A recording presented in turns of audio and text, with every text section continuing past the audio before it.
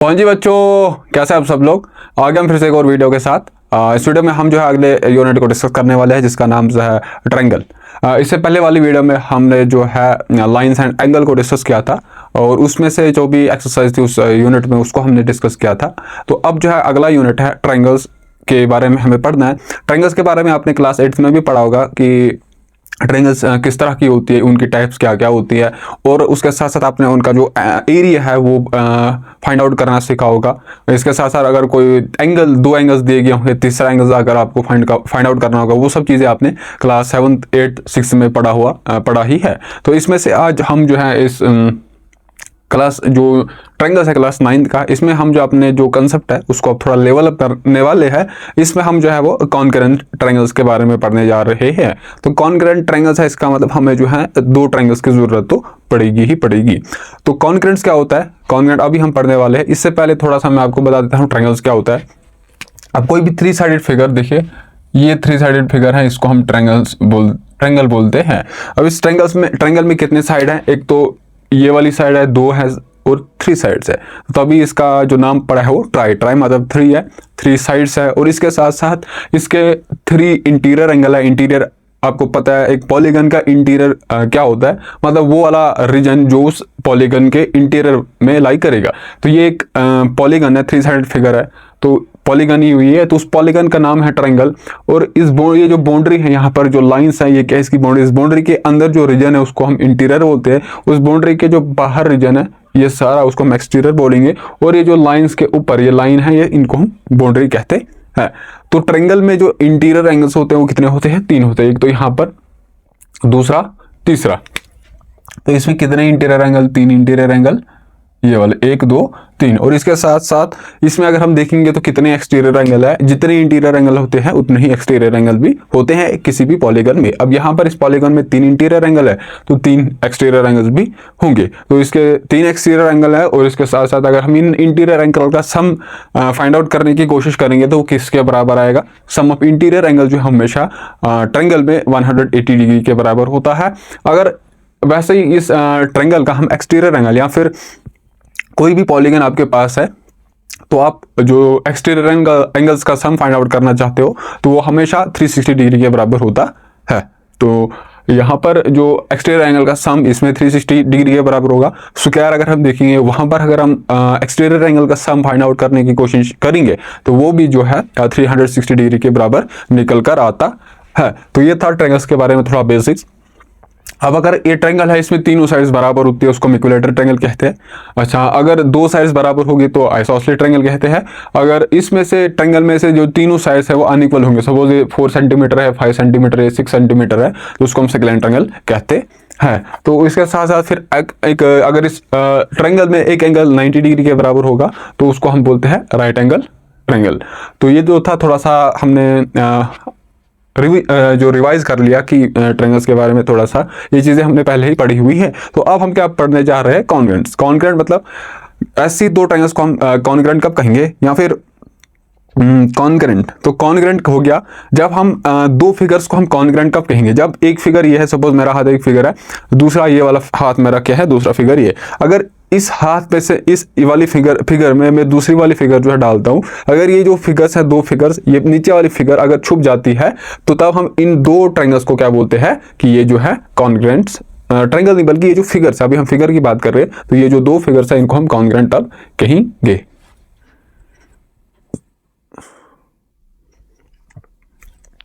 क्या बोल रहा था मैं, ये एक फिगर मेरे पास है, दूसरा फिगर ये है। जब इस फिगर के ऊपर मैं दूसरा फिगर रखता हूं, अगर ये नीचे वाला फिगर छुप जाता है तो इन 2 फिगर्स को हम क्या कहेंगे, कॉन्ग्रेंट कहेंगे। सपोज ये वाली रिंग है मेरे पास एक है, अगर मैं एक दूसरी रिंग लाऊंगा उसको मैं इसके ऊपर डालूंगा, ठीक है, इसके ऊपर जब मैं डालूंगा तो फिर मैं अगर इसको ऊपर से देखूंगा, अगर ये एक ही लगेगा तो तब मैं बोल सकता हूं कि ये जो 2 रिंग्स है ये क्या है, कॉन्ग्रेंट है। तो वैसे ट्रायंगल्स के बारे में हम पढ़ने जा रहे हैं। एक ट्रायंगल ये है, दूसरे ट्रायंगल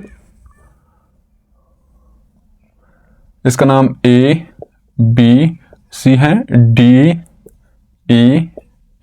तो ये 2 ट्रायंगल्स है। क्या इन 2 ट्रायंगल्स को हम कॉन्ग्रेंट बोल सकते हैं कि नहीं? अगर मैं इस ट्रायंगल को इसके ऊपर रखता हूं, क्या ये वाली ट्रायंगल छुप जाएगी? नहीं छुपेगी, तो इन 2 ट्रायंगल्स को हम कॉन्ग्रेंट नहीं कह सकते हैं। तो कॉन्ग्रेंट कब कहेंगे, जब मैं एक फिगर बनाऊंगा, इसको छोड़ के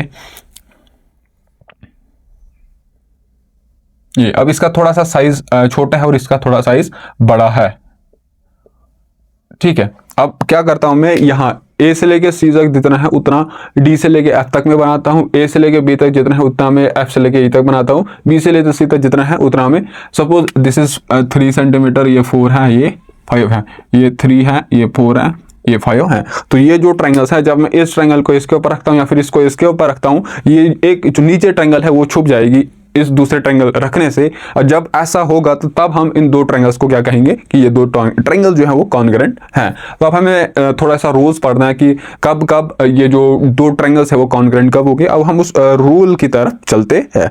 तो अब ये कॉन्ग्रुएंट्स जो कॉन्ग्रुएंसी पढ़ने की जरूरत हमें क्यों पड़ी, अगर हमें सपोज आइडेंटिकल चीजें बनानी होंगी तो वहां पर हमें इस कंसेप्ट का यूज होता है। जैसे अगर मुझे सपोज ये वाली रिंग है, इस तरह के मुझे 100 रिंग्स बनानी होंगी जिनका जो डायमीटर है और रेडियस सेम होना चाहिए, तो वहां पर मुझे इस कॉन्ग्रुएंसी का कंसेप्ट यूज होगा। या फिर अगर जो आप बैंगल्स लगाते हो, जो लड़कियां बैंगल्स पहनती हैं हाथ में, तो वो अगर आपको बहुत तादाद में बनानी होगी तो वहां पर भी मतलब ऐसी बैंगल्स जिनका एरिया और रेडियस या फिर डायमीटर सेम होना चाहिए, तो उस तरह की बैंगल्स को बनाने के लिए आपको कॉन्ग्रुएंसी का जो कॉन्सेप्ट है वहां पर यूज होता है। तो अब हम दो ट्रायंगल्स को कॉन्ग्रुएंट कब कहेंगे, तो रूल है हमारे पास। पहला वाला रूल तो यही अभी यहाँ पर लिखा हुआ है कि दो ट्रायंगल्स को हम कॉन्ग्रुएंट कब कहेंगे, जब उन दो ट्रायंगल्स में जो तीनों साइड्स है वो बराबर होंगी। सपोज बराबर इन सेंस कि इस वाली ट्रायंगल की एक साइड इसके बराबर होनी, दूसरी वाली ट्रायंगल की साइड के बराबर होनी चाहिए। सपोज यहाँ पर ए सी जो है वो डी एफ के बराबर है, दोनों 3-3 सेंटीमीटर है। ए बी जो है वो एफ ई के बराबर है, दोनों की जो लेंथ है वो 4 के बराबर है। वैसे ही डी सी 5 के बराबर है और डी ई यहाँ पर 5 के बराबर है। तो ये वाली ट्रायंगल इसके कॉन्ग्रुएंट है। तो रूल यहाँ पर है, हम किस रूल से बोल सकते हैं कि ये इसके कॉन्ग्रुएंट है। तो पहला वाला रूल है साइड साइड साइड रूल। इसमें क्या हो गया कि एक ट्रायंगल के तीनों साइड्स अगर दूसरी ट्रायंगल के 3 साइड्स के बराबर होंगी तो उन दो ट्रायंगल्स को तब हम कॉन्ग्रुएंट कहेंगे। दूसरा वाला रूल हमारे पास क्या है, साइड एंगल साइड रूल। अब ये क्या रूल है इसको हम पढ़ने जा रहे हैं। तो सबसे पहले हम इस वाले को मिटाएंगे। तो इसमें क्या हो रहा है, इधर था साइड साइड साइड, इसमें आ रहा है साइड एंगल साइड। इसका मतलब इस सेकंड वाले रूल में दो साइड्स को तो हमें कंपेयर करना होगा और उसके साथ साथ एक एंगल है। ये एंगल क्या आ रहा है, इन दो साइड्स के बीच में लाई कर रहा है ना, पहले साइड है फिर एंगल है फिर साइड है। तो इसका मतलब इस एंगल जो होगा ये वाला एंगल स्पेशल एंगल होगा जो इन दो साइड्स के कॉमन होगा, ठीक है। वैसे ही यहां पर एक हम बनाएंगे डी ई और एफ। सपोज क्या है कि ऊपर वाली ट्रायंगल में एक साइड जो ए सी है वो 5 के बराबर है,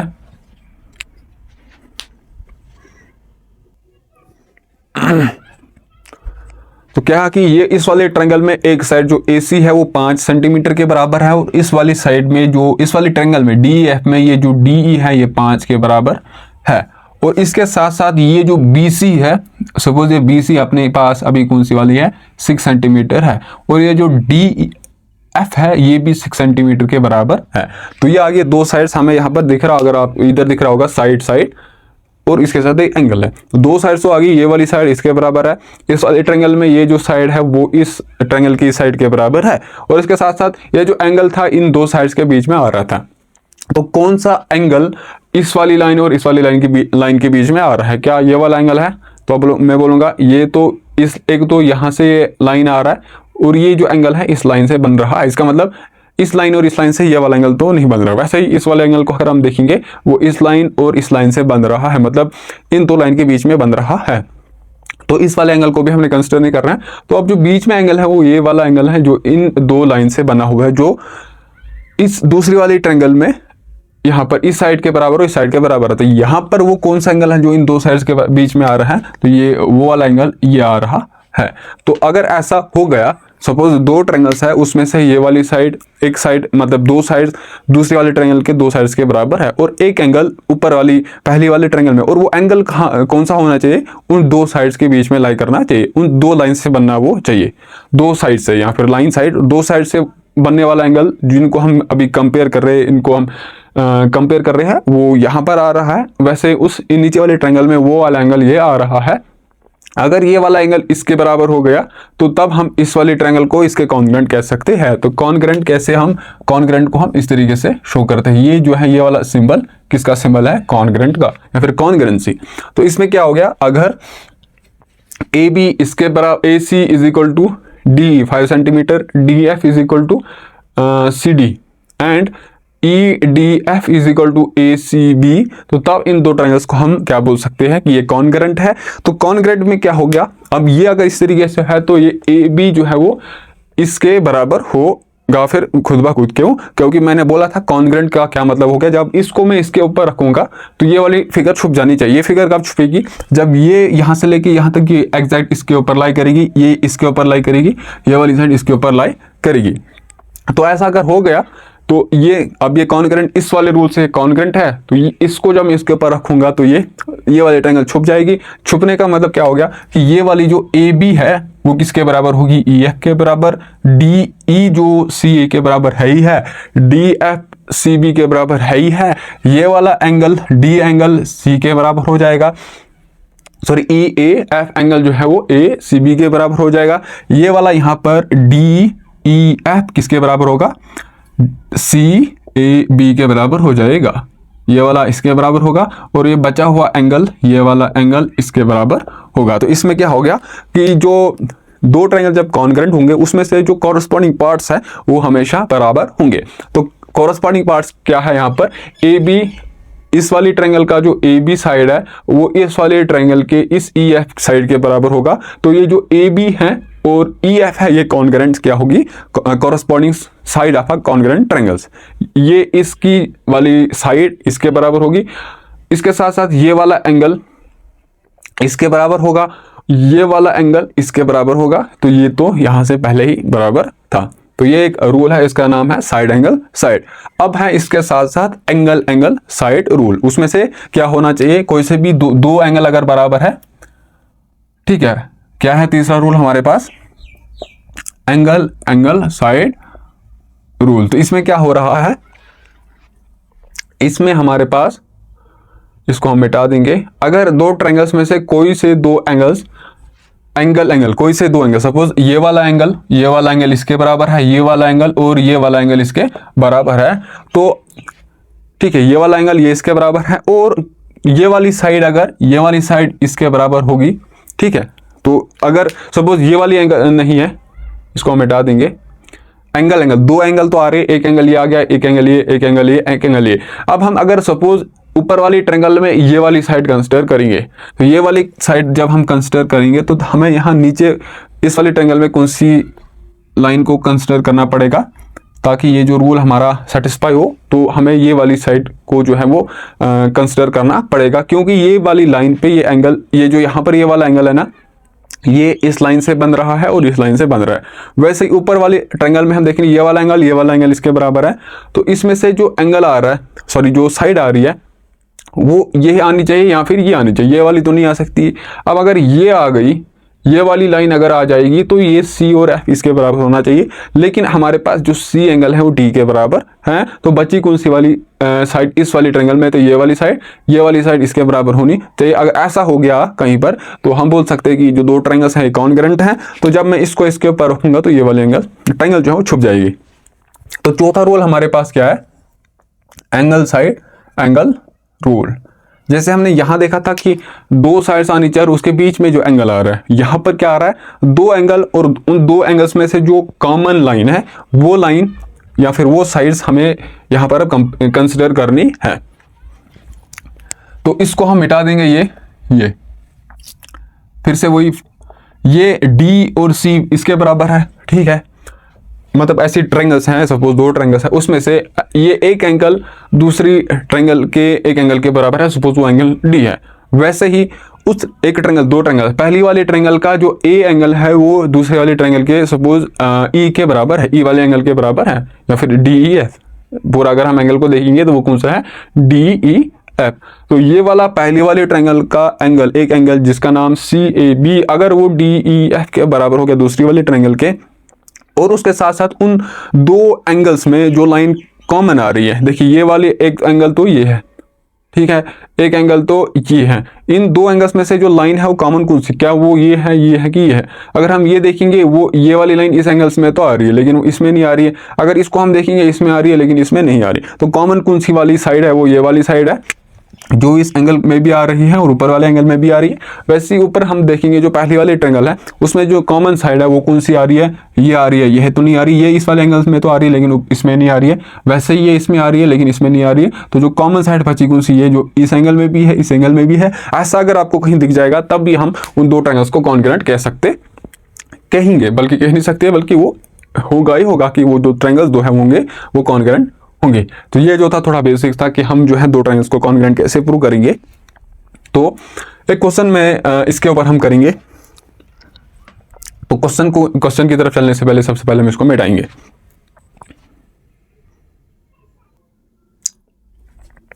ये हमारे पास एक फिगर दिया गया। क्वेश्चन क्या है कि अगर ए बी एक लाइन सेगमेंट है, मतलब यहां से लेके यहां तक एक ए बी है, उसमें से एक पॉइंट सी है जो क्या है through C, and a line L, ये एक लाइन एल है, इज ए परपेंडिकुलर बाइसेक्टर। ये क्या है, एक लाइन एक परपेंडिकुलर बाइसेक्टर है किसका, इस ए बी का। अब परपेंडिकुलर है मतलब यहाँ पर जो एंगल है वो 90 के बराबर होगा दोनों साइड से।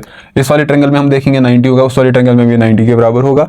और बाइसेक्टर है, बाइसेक्टर कहने का मतलब क्या होगा कि इस ए बी को ये जो लाइन है वो बाइसेक्ट करती है दो इक्वल पार्ट्स में, मतलब ए से सी तक जितना होगा उतना ही सी से लेके बी तक होगा। तो हमें शो करना है कि जो पी पॉइंट है, ये वाला पी पॉइंट यहां से लेके वो जो है इक्वी डिस्टेंस है ए और बी से, मतलब इस पी से जितना डिस्टेंस ए तक होगा उतना ही डिस्टेंस बी तक होना चाहिए इस पॉइंट पी का। अगर ऐसा हो गया तो तब हम इस पॉइंट पी को बोल सकते हैं कि ये जो है इक्वी डिस्टेंस है इन दो पॉइंट से। तो वही हमें क्या करना है कि अगर हमने पी ए को बराबर शो कर दिया है, वो पी बी के बराबर है, तो तब हम बोल सकते हैं कि ये जो है इक्वी डिस्टेंस है। तो वही हमें अब यही कॉन्ग्रुएंट हम पढ़ रहे, इन दो ट्रायंगल्स को हमने कॉन्ग्रुएंट शो करना है। अगर ऐसा हो गया और हमें पता है कॉन्ग्रुएंट ट्रायंगल में जो कॉरस्पॉन्डिंग पार्ट्स होते हैं वो हमेशा बराबर होते हैं, तो उस तरीके से हम इसको प्रूव करेंगे। तो ट्रायंगल कंसिडर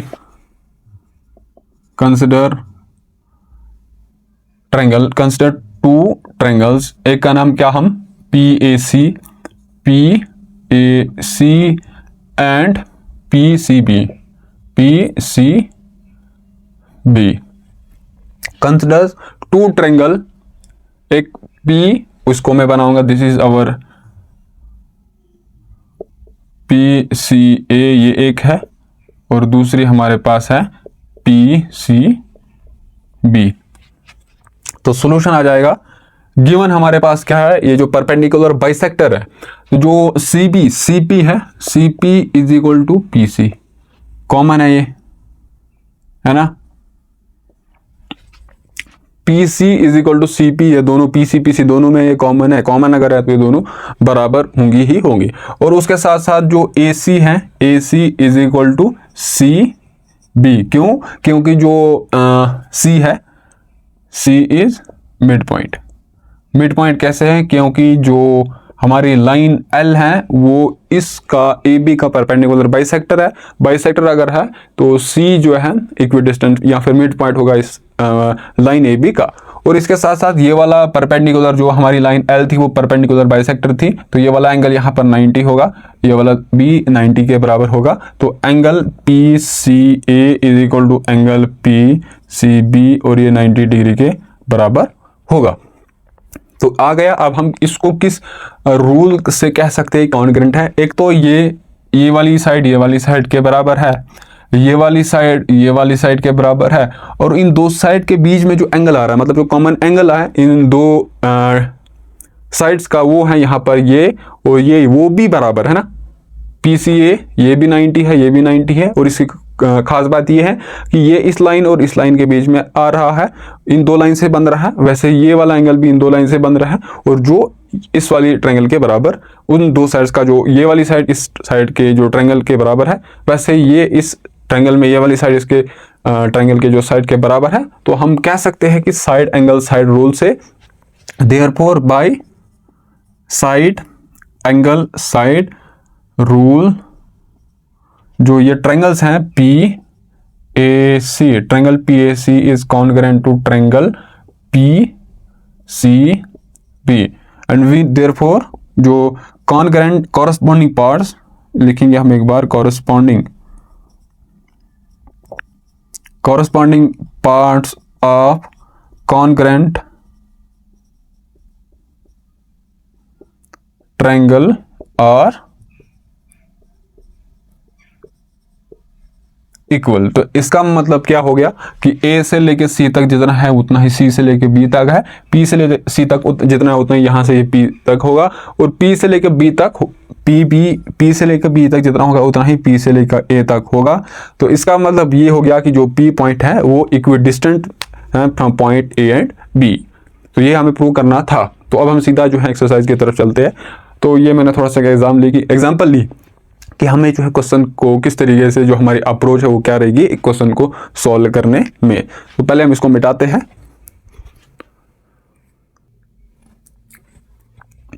तो ये हमारा क्वेश्चन 1 है एक्सरसाइज 6.1 का। एक्सरसाइज 6.1 का पहला क्वेश्चन है कि एक कोऑर्डिनेटर हमारे पास है ACBD, ठीक है, और इसमें से क्या है कि जो AC is equal to AB के बराबर है। इसके साथ साथ जो ये वाली लाइन AB है वो इस एंगल A को बाइसेक्ट करती है। बाइसेक्ट करने का मतलब जो एंगल A है वो दो बराबर हिस्सों में डिवाइड हो रहा है। हमें शो करना है कि जो ट्रायंगल ABC है, ABC वो कॉन्ग्रुएंट है ABD के, और इसके साथ साथ हमें बोल रहा है कि आप BC और BD के बारे में क्या कहना चाहोगे। ये BC और BD के बारे में आप क्या कहना चाहोगे ये भी हमसे पूछ रहा है। तो सॉल्यूशन हमारा क्या रहेगा, कंसिडर हम ट्रायंगल करेंगे जो हमें कॉन्ग्रुएंट शो करनी है, उन दो ट्रायंगल्स को हम कंसिडर करेंगे। Consider triangle ABC and triangle ABD। अब ये जो ABC है और ABD है इनको मैं अलग बनाऊंगा। तो ABC ये है इस तरीके से, दिस इज A B और ये C है,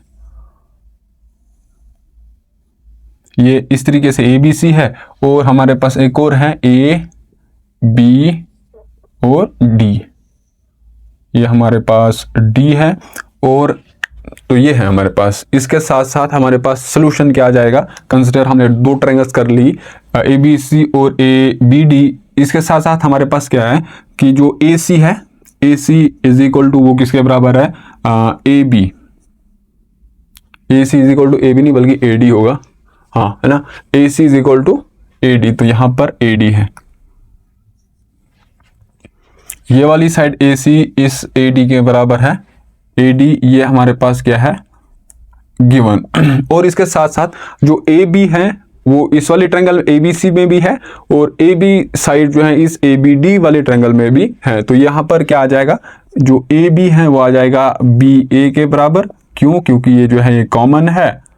इसके साथ साथ और क्या दिया गया है हमारे पास, जो AB है AB जो AB लाइन है वो इस एंगल को बाइसेक्ट करती है। बाइसेक्ट करने का मतलब ये जो एंगल अगर सपोज A है, अगर ये 30 डिग्री होता, बाइसेक्ट करने के बाद ये ऊपर वाला हिस्सा कितना रहेगा, ये रह जाएगा 15 डिग्री, और ये भी रह जाएगा 15 डिग्री। बाइसेक्ट करने का मतलब यही होता है कि जो भी चीज़ है वो दो बराबर हिस्सों में डिवाइड हुई है।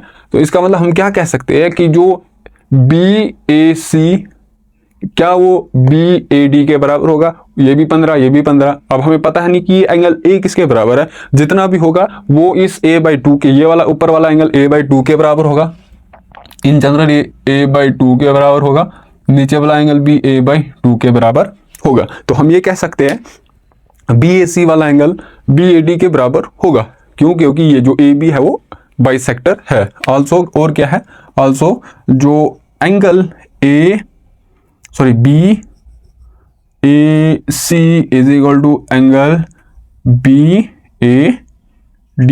रीजन क्यों, क्योंकि जो AB है इज बाइसेक्टर ऑफ A। तो ए आ गया। अब हम क्या कह सकते हैं कि कौन से वाले रूल से ये बोल सकते हैं, क्योंकि हमें कॉन्ग्रुएंट शो करने के लिए तीन चीज़ों का इक्वल होना, मतलब प्रूव करना है कि तीन चीज़ें दोनों ट्रायंगल्स में बराबर है। अब वो एंगल हो, साइड हो या फिर एंगल साइड हो, वो हमें यहाँ पर आप देखना आप कौन से वाले रूल से हम बोल सकते हैं कि ये वाली ट्रायंगल इस ट्रायंगल के कॉन्ग्रुएंट है। एक तो ये देखो, ये वाली साइड, ये वाली साइड, ये वाला एंगल क्या आ गया हमारे पास a/2, ये वाला एंगल आ गया हमारे पास a/2। सपोज ये अगर ये पूरा a था तो ऊपर वाला a/2 होगा, नीचे वाला a/2 होगा। ये वाली साइड ये इसके साइड के बराबर है, ये वाली साइड और ये वाली साइड इसके बराबर है, और ये जो एंगल है इन दो साइड्स के बीच में लाई कर रहा है ना। इस वाले ट्रायंगल में भी ये जो एंगल है इन दो साइड्स के बीच में लाई कर रहा है, और वैसे ही इस ट्रायंगल में अगर इस एंगल को हम देखेंगे इन दो साइड्स के बीच में, मतलब इन दो साइड से बन रहा है, और आपस इन दो साइड का अगर हम रिलेशन देखेंगे इस वाली ट्रायंगल में इन दो साइड के साथ, तो वो बराबर है। तो देयरफॉर बाय किस रूल से, बाय साइड एंगल साइड, ये एंगल जो है इन दो साइड्स के बीच में आ रहा है। रूल जो ट्रायंगल ए बी कॉन्ग्रुएंट है, A B C is congruent to triangle A B D. तो ये हमें शो करना था कि ये कॉन्ग्रुएंट है, और इसके साथ साथ हमें बताया गया है कि आप बी सी और बी डी के बारे में क्या कहना चाहोगे। अब अगर ये दो ट्रायंगल्स क्या है, कॉन्ग्रुएंट है, तो कॉन्ग्रुएंट होने का मतलब क्या हो गया कि इन दो ट्रायंगल्स के जो कॉरस्पॉन्डिंग पार्ट्स है वो बराबर होंगे ही होंगे। यहाँ पर ए है ये, और इसका मतलब ये वाला एंगल इस डी के बराबर होगा, ये बी जो है वो इसके बराबर होगा, ये वाली साइड जो है वो इसके बराबर होगी। तो जो बी सी है, वी नो कि जो यहाँ पर corresponding parts of congruent triangle are equal, implies जो बी सी है वो किसके बराबर होगी, बी डी के बराबर होगी। तो ये हो गया हमारा पहला क्वेश्चन इस एक्सरसाइज का। अब हम सीधा दूसरे क्वेश्चन की तरफ चलते हैं।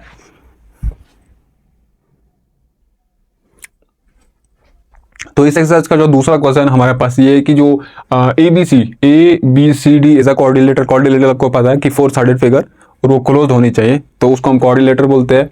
और इस कोऑर्डिनेटर में क्या है कि इसकी खासियत यह है कि ये जो ए डी ये वाली साइड इस बी सी के बराबर है, और उसके साथ साथ बी ए डी वाला एंगल, ये वाला एंगल वो किसके बराबर है, एंगल सी बी ए के बराबर है। हमें प्रूव करना है कि जो ट्रायंगल ए बी डी, कौन सी वाली ट्रायंगल ए बी डी, ये कॉन्ग्रुएंट है ए बी सी के। तो वही हम जो भी ट्रायंगल्स हमें कॉन्ग्रुएंट शो करनी है पहले हम उनको अलग बनाएंगे। हमारे पास ए बी डी कौन सी वाली है, ए बी डी, यहाँ पर है ए बी है और ए डी है, यहाँ पर डी है, यहाँ पर बी है, यहाँ पर ए है, और उसके साथ साथ हमारे पास बी ए सी कौन सी है, बी ए सी। तो यहाँ पर ए है, दिस इज बी, एंड ये यहाँ पर सी है, बी, यहाँ पर ए है। सॉल्यूशन क्या आ जाएगा, consider triangle A B D and triangle B A C. तो इसमें हमारे पास गिवन क्या है, ये मैंने थोड़ा सा, ठीक है चलेगा। अब ये जो भी है इसके बाहर है, दो ट्रायंगल्स हमने ये कंसिडर कर ली। और इसका जो खासियत इन कोऑर्डिनेटर की क्या थी कि जो AD है, ये वाली AD, इस वाली ट्रायंगल की जो AD है वो इस BC के बराबर है। जो बराबर है उसको मैं ये एक लाइन से लगा रहा हूँ ताकि आपको दिखे कि ये इस वाले ट्रायंगल में हो और इस वाले ट्रायंगल में ये दो साइड्स बराबर है। और उसके साथ जो एंगल है BAD, इस वाली एंगल में BAD कौन सा है, ये वाला एंगल CBA के बराबर है, ये इसके बराबर है। हमें शो करना है कि ये जो ट्रायंगल्स हैं वो क्या है, कॉन्ग्रुएंट है। कॉन्ग्रुएंट हमें शो करनी है, तो कहां पर गया हमारी ट्रायंगल ABD, ये है BD और BAC ये चीज यहां से दिया गया है। क्वाड्रिलेटरल है AB, तो क्या है हमारे पास, सबसे पहले जो AD है, AD is equal to BC, ये हमारे पास गिवन है। और उसके साथ साथ जो ट्रायंगल है, एंगल है हमारे पास, एंगल BAD, ये किसके बराबर है, एंगल CBA, ये भी गिवन है। और उसके साथ साथ हमें प्रूव करना है कि ए बी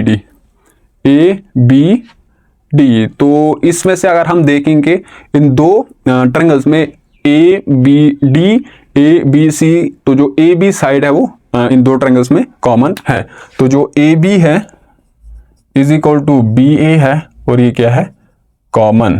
तो कॉमन जब ये है तो हम इस तीन ही चीजें हमें चाहिए होती है एक ट्रायंगल को कॉन्ग्रुएंट प्रूव करने के लिए। तो एक, ये, दो, तीन। अब हमें देखना है कि कौन सा वाला रूल यहाँ पर फिट हो रहा है।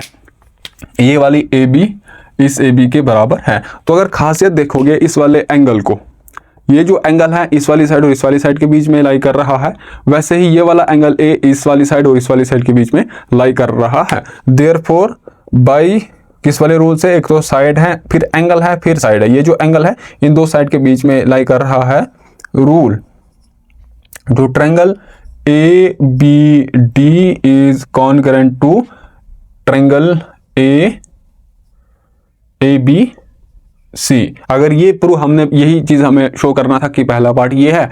अब हमें प्रूव करना है कि जो बी डी है वो ए सी के बराबर है। अब यहां से हमें क्या दिख रहा है कि ये वाला ए इसका जो कॉरस्पॉन्ड, ये वाला वर्टेक्स इस वर्टेक्स के कॉरस्पॉन्ड, मतलब ये बराबर है, क्योंकि जो कॉन्केंट ट्रायंगल्स में क्या होता है, कॉरस्पॉन्डिंग पार्ट्स हमेशा बराबर होते हैं।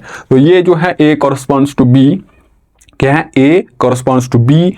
बी किसको कॉरस्पॉन्ड करेगा, बी। इसके बाद क्या है, ये वाला साइड, इधर ये दो साइड्स आ रही है, तो यहाँ सी नहीं बल्कि ए होगा। तो जो ए तो ए को कॉरस्पॉन्ड करेगा ही करेगा, है ना, ए तो ए को ही कॉरस्पॉन्ड करेगा।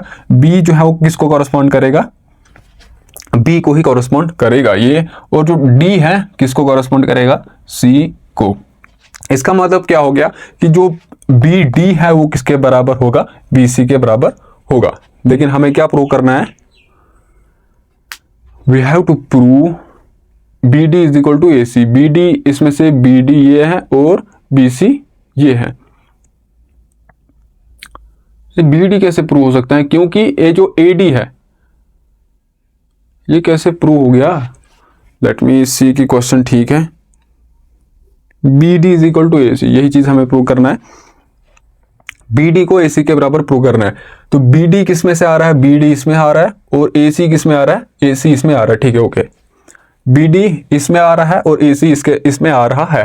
तो इधर से हम क्या कह सकते हैं कि ये वाली साइड इसके बराबर है, ये वाली साइड इसके बराबर है। तो बची हुई साइड जो बी डी है, जो बी डी है, बी डी जो बची हुई इस वाले ट्रायंगल में वो इसके बराबर होगी, क्योंकि जो एक कॉन्केंट ट्रायंगल्स में कॉरस्पॉन्डिंग पार्ट्स हमेशा बराबर होते हैं। तो दूसरा पार्ट क्या आ जाएगा, as triangles are congruent implies जो बी डी है, बी डी वो किसके बराबर है, ए सी के। रीजन देना आप corresponding parts of corresponding triangles are equal. तीसरा हमारे पास क्या है कि जो ए बी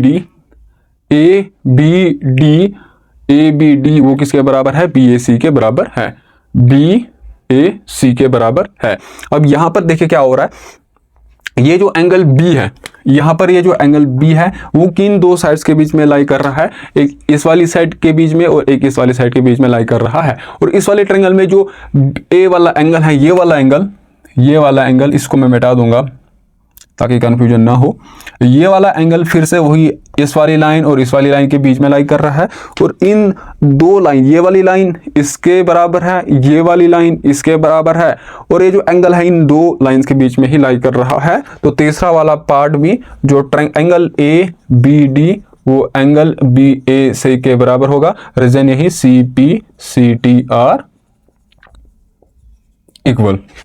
तो ये था हमारा क्वेश्चन नंबर दूसरा। अब हम क्वेश्चन नंबर तीसरे की तरफ चलते, पहले इसको मिटाएंगे।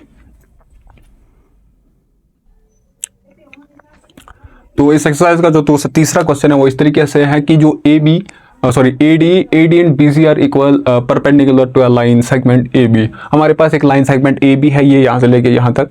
वो इसमें ये है कि हमारे पास जो दो लाइंस है इसके साथ साथ AD और जो BC है वो इस लाइन सेगमेंट के क्या है, इक्वल परपेंडिकुलर हैं। इक्वल परपेंडिकुलर मतलब इक्वल कहने का मतलब है कि जो BC से लेकर जितना है उतना ही A से लेके D तक है। और परपेंडिकुलर का मतलब क्या है कि यहाँ पर जो एंगल है जो A पर AD एंगल जो है वो 90 बनाएगा और B पर जो BC लाइन है वो 90 बनाएगा, 90 डिग्री का एंगल वहां पर होगा। हमें शो करना है कि जो CD है वो बाइसेक्ट करेगा AB को, जो CD है वो बाइसेक्ट करेगा AB को। बाइसेक्ट करने का मतलब यहां पर A से लेके O तक जितना डिस्टेंस है उतना ही, that is AO is equal to OB। ये हमको प्रूव करना है। टू प्रूव हमें क्या करना है, A से लेके O तक जितना है उतना ही O से लेके B तक है। तो ये हम कैसे प्रूव करेंगे, जब नीचे वाली DAO ट्रायंगल और OBC ट्रायंगल अगर एक कॉन्ग्रेंट हमने शो कर ली, तो अब कॉन्ग्रेंट पार्ट, कॉरस्पॉन्डिंग पार्ट्स आपका कॉन्ग्रेंट ट्रायंगल्स आर इक्वल होते हैं, तो यहां से लेके यहां तक उतना ही यहां से लेके यहां तक इसके बराबर होगा। तो सॉल्यूशन क्या जाएगा, कंसिडर ट्रायंगल, कौन सी ट्रायंगल, OAD एंड OBC। तो इसको हम बनाएंगे यहां पर,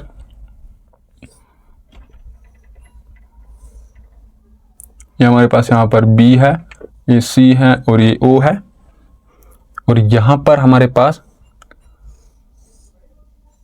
ये O है, यहां पर A है, ये D है। तो पहला वाला पार्ट हमारे पास क्या आ जाएगा, जो ABC है, BC इज इक्वल टू वो किसके बराबर है, AD के बराबर है। और ये हमारे पास, ये कैसे मैं लिख सकता हूं, ये गिवन है क्योंकि AD और BC वो क्या है, इक्वल है और इसके साथ वो परपेंडिकुलर है। दूसरी जो एंगल, कौन सा वाला एंगल, ऑल्सो जो एंगल O, कौन सा वाला, यहां पर OAD, ये किसके बराबर होगा, 90 के बराबर होगा, ये वाला भी 90 के। एंगल OAD ये किसके बराबर होगा, एंगल OBC, और ये किसके बराबर होगा, ईच 90 के बराबर होगा। और दूसरी बात अगर हम देखेंगे, ये वाला एंगल और ये वाला एंगल बराबर होगा, क्यों, क्योंकि ये दो जो एंगल्स है वो क्या है, वर्टिकली अपोजिट एंगल्स हैं। Angle BOC is equal to angle DOA, reason क्या है, vertically opposite angles are equal, implies जो ट्रायंगल, कौन सी triangle, OAD is concurrent to triangle OBC, किस वाले रूल से, एंगल साइड रूल से। क्योंकि यहां पर अब हमें क्या कर रहे हैं, दो एंगल के साथ एक साइड आ रही है, एक ये वाला, ये इसके बराबर होगा, ये इसके बराबर होगा, और ये तो इसके बराबर है ही है। अब हमें पता है कि जो corresponding parts in a congruent triangles are equal होते हैं, है ना। तो ये हम बोल सकते हैं कि जो ये वाली साइड, ये इस पॉइंट के कॉरस्पॉन्ड, ये पॉइंट इसको कॉरस्पॉन्ड करेगा, ये वाला O इसको कॉरस्पॉन्ड करेगा, और D वाला C को कॉरस्पॉन्ड करेगा। हमें ये प्रूव करना था कि ये जो OA है वो OB के बराबर है। तो हम यहाँ से ये बोल सकते हैं कि ये A से O तक जितना होगा उतना ही O से लेके B तक होगा। Therefore AO is equal to OB, Q corresponding parts of a congruent triangle are equal. अब जब ये इक्वल है, इंप्लाइज जो CD है, जो यहां से लेके यहां तक CD ये वाली लाइन है, ये इस AB को बाइसेक्ट करती है। इंप्लाइज जो CD है is a bisector of AB। यही हमें प्रूव करना था कि ये वाली CD है वो इस AB को दो बराबर हिस्सों में डिवाइड करती है। तो इसी के साथ हम इस वीडियो को यहीं तक रखते हैं। वीडियो जो है थोड़ा सा लंबा हो गया होगा। बाकी जो इस एक्सरसाइज के बचे हुए क्वेश्चंस हैं उनको हम अगली वीडियो में जो है डिस्कस करेंगे। तब तक आप जो है अपनी पढ़ाई को कंटिन्यू कीजिए। अगर मज़ा आ रहा है तो अपने दोस्तों को भी बता सकते हो। Thank you.